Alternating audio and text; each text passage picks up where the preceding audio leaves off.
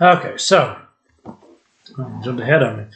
So now we're in section 2, so let's kind of get into this. We're going to discuss the creation of democracy, analyze the early governments of Greece, and examine the types of democracy. Now, democracy, and this should be reviewed for you after civics last year. I know that we didn't get to go very deep into civics last year, but it should still be reviewed because we did cover what democracy was, and in geography, we discussed what a democracy was as well. So it should be pretty common knowledge. Remember, democracy is a type of government in which the people rule themselves.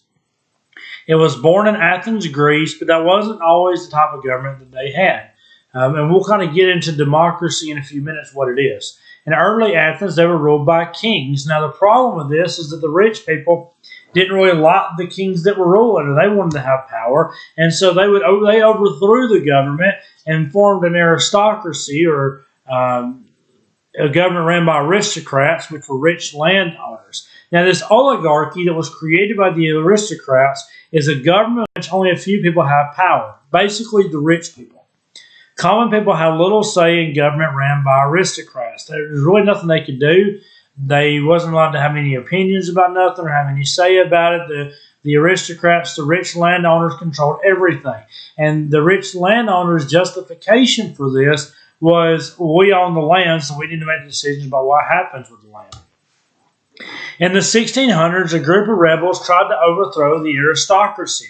As a result of the rebellion, a man named Draco made a set of laws for Athens, but they were very strict. For some reason, I picture Draco Malfoy from Harry Potter whenever I talk about this. The people thought his laws were too strict, and in the 590s BC, Solon created less strict laws. Now, under Solon's laws, all free men in Athens became citizens. This is huge because he's giving citizenship to people. Citizenship just means that we have control, we have a part of the government as citizens. It's people who had the right to participate in government. Now, remember, we talked about this in civics last year, and I know we covered this part, that a citizen is someone that has a right and a duty in the country. It's not somebody who can just kind of, it doesn't matter what you think. A citizen is someone that has a responsibility in the government, and that's going to really be the groundwork laid for democracy.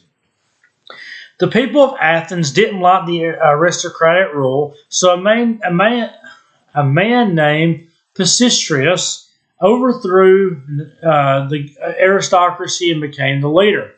Now, he became a tyrant, a leader who held power through the use of force. Now, in today's terms, we look at tyrant as being a bad thing. That person's been a tyrant. But in this time, it was just someone who was a good ruler that had a strong army. Now, they may have been harsh. They used force, but they wasn't always necessarily a cruel person. They just was someone that had a very strong army and managed to gain control. Around 500 BC, there was a man by the name of Clisthenes, which gained power in Athens, and although he came from a wealthy family, he didn't believe that the aristocrats needed to be in control. He believed that it needed to be the people that made the decisions moving forward. He helped to overthrow the aristocracy for the last time and created a new form of government, which is sometimes why he's referred to as the father of democracy. So Clisthenes is going to come in. He's going to take Solon's law that gives people citizenship, and he's going to say, you know what, these citizens need to have the right to have an opinion. And this is huge because he was an aristocrat himself. He came from a very rich family, but he realized it wasn't okay for the aristocrats to control everything and to leave everybody else out just to deal with it. As time went on, the citizens gained even more power, as they would be on juries to determine judgment. A jury is someone, and we still have this today, that whenever someone goes to court, a jury is there, a jury of their peers, which are people that are usually from the same area, and they help determine if someone is innocent or guilty. That way the judge can't just do everything they want to. That way these people have an input in the determination of this court case. And so this gives you more power. A man by the name of Pericles led Athens during its height, and he wanted people to have pride in their city. He would pay people to serve in public office and serve on juries. And he also encouraged others to spread the idea of democracy. He thought it was a great idea if people spread democracy and to serve in public office.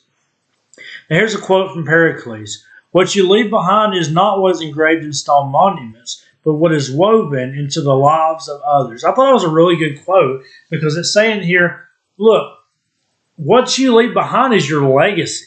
It's not these monuments, it's not statues, it's not things like that. It's how you live your life, and the legacy that you live for others is what you leave behind. Now, we talked about different types of democracy last year. Direct democracy is where each person's decision directly impacts the outcome of the vote. Now, like I told y'all, what they would do is they would have baskets or barrels that had rocks in it. They would have three. One would have white rocks, one would have black rocks, and one would be empty. And they would say, if you want to vote yes, they may be voting about going to war, right? Doing something with taxes, making a law. If you want to vote yes, get a white rock, put it in the basket. If you want to vote no, get a black rock, put it in the basket. And they would go and count all the rocks. The one that had the majority would win.